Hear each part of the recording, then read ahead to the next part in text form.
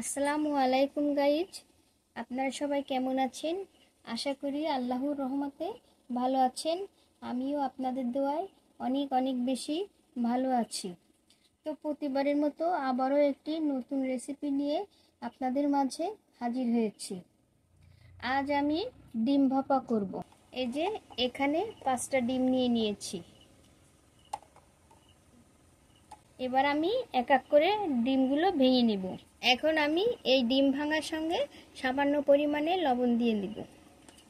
এবার একটা চামচের সাহায্যে ডিমগুলো আমি ফেটে নেব।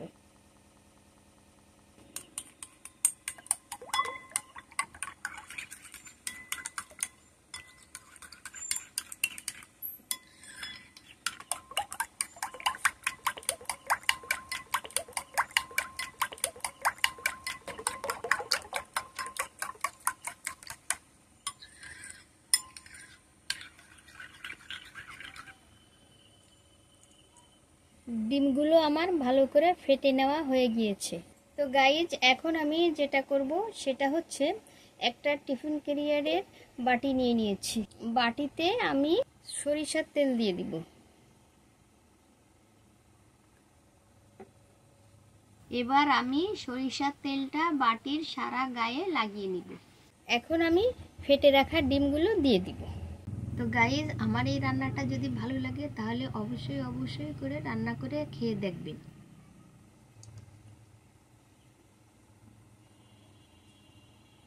এবার আমি মুখ লাগিয়ে দিব।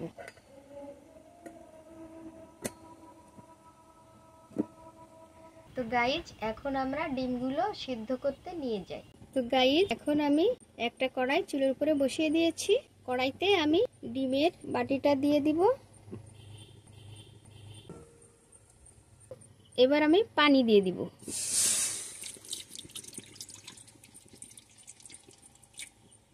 এখন আমি 20 মিনিটের মতো জাল করে নিব। এবার ঢাকনা দিয়ে ঢেকে দেব। তো গাইজ, 20 মিনিট পরে ঢাকনাটা নামিয়ে নিব। তো গাইজ, হয়ে গিয়েছে আমার ডিম ভাপা। এই যে এখন বাটিটার মুখ খুলে নিব। এবার একটা নাইফের সাহায্যে আমি চতুর্পাশ ছাড়িয়ে নেব।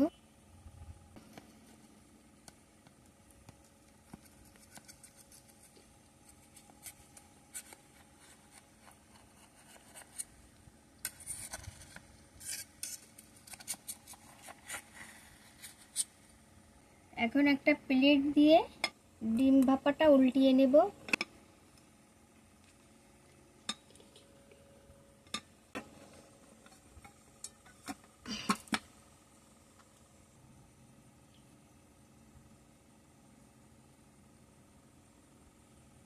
দেখুন গাইজ, কত সুন্দর ভাপাটা হয়েছে। এখন আমি নাইফ দিয়ে পিস পিস করে কেটে নেব। গাইজ, আমি একটা নাইফ দিয়ে এই যে পিস পিস করে কেটে নিয়েছি। এই যে দেখুন, এভাবে পিস পিস করে কেটে নিয়েছি। তো চলুন এখন আমরা রান্না করতে যাই। তো গাইজ, একটা কড়াই চুলের উপরে বসিয়ে দিয়েছি। এখন কড়াইতে পরিমাণ মতো সয়াবিন তেল দিয়ে দেব।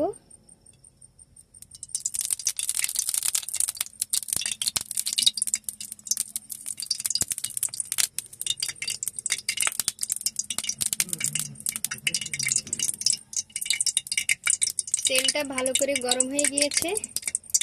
এখন আমি ডিম ভাপাগুলো ভেজে নেব।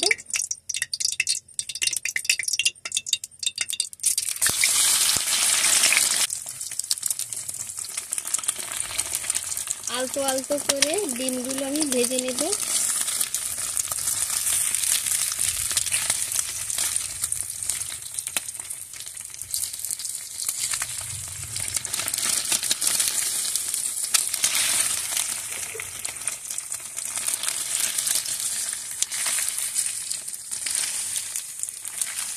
বেশি ভেজে নিব না, বেশি ভেজে নিলে জুসি ভাবটা থাকবে না।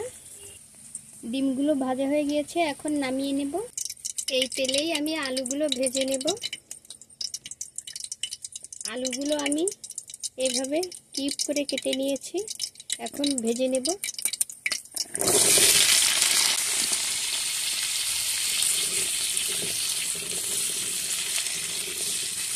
আলুগুলো আমি নেড়ে চেড়ে ভালো করে ভেজে নেব।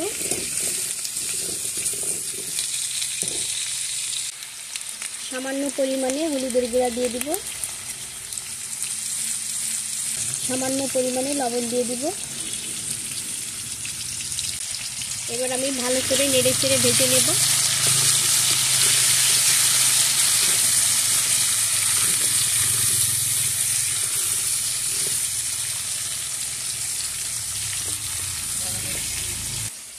আলুগুলো ভালো করে ভাজা হয়ে গিয়েছে, এখন নামিয়ে নেব। ডিম ভাপা রান্না করার জন্য এক এক করে আমি সমস্ত মশলা দিয়ে দিব। এখানে আছে পেঁয়াজ, রসুন, আদা দিয়ে দিব,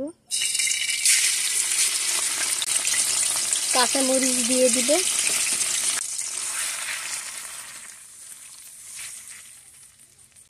এবার দিয়ে দিব পরিমাণ মতো হলুদের গুঁড়া, স্বাদ মতো লবণ দিয়ে দিব। ভালো করে নেড়ে চেড়ে দেব।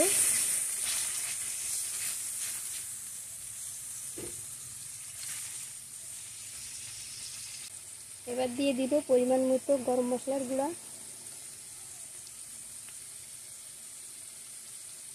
দিয়ে দিব জিরার গুঁড়া,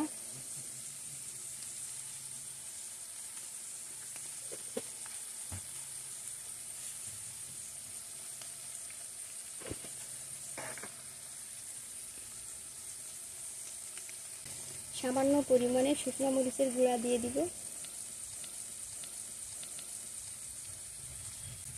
এবার মশলাগুলোকে ভালো করে নেড়ে চেড়ে কষিয়ে নেব।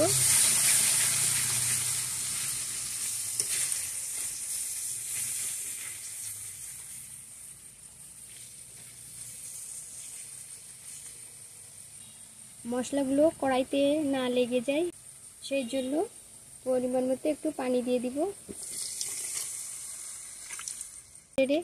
এবার মশলাগুলো আমি ভালো করে নেড়ে চেড়ে কষিয়ে নেব।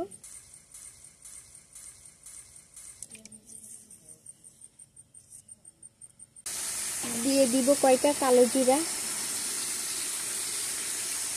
1 টেবিল চামচের মতো দিয়ে দিব টমেটো সস। সবশেষে এখানে আছে সরিষা পোস্তদানা বাটা দিয়ে দিব।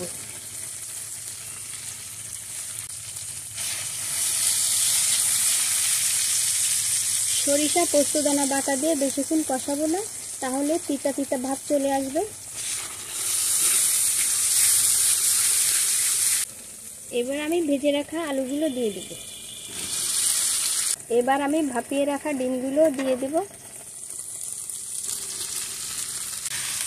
এবার ভালো করে মশলার সঙ্গে কষিয়ে নেব।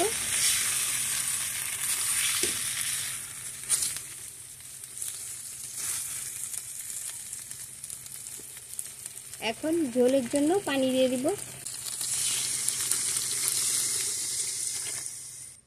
এই পানিতেই আমি রান্না করি।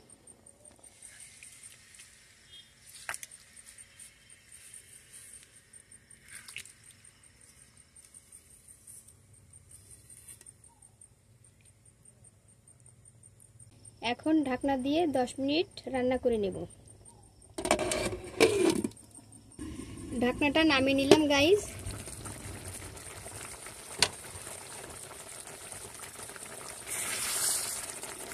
গাইস হয়ে গিয়েছে আমার আলু দিয়ে ডিম ভাপা। গাইস আমার এই ভিডিওটি যদি আপনাদের ভালো লেগে থাকে তাহলে লাইক, কমেন্ট, শেয়ার করবেন এবং সাবস্ক্রাইব করবেন। ফিরে আসবো নতুন কোনো ভিডিও নিয়ে। সেই পর্যন্ত আপনারা ভালো থাকুন, সুস্থ থাকুন। আল্লাহ হাফেজ।